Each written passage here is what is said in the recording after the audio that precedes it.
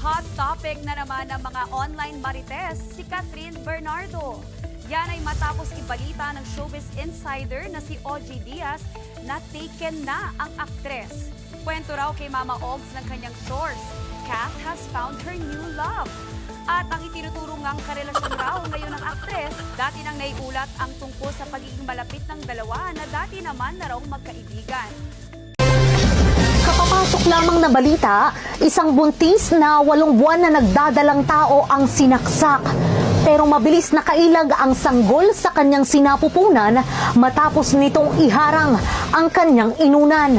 Pero di pa rin naiwasan na madaplisan ang kanyang panubigan, kaya naman nagdesisyon na mismo ang sanggol kahit hindi pa ito husto sa buwan na mag-voluntary exit sa bahay bata ng kanyang ina.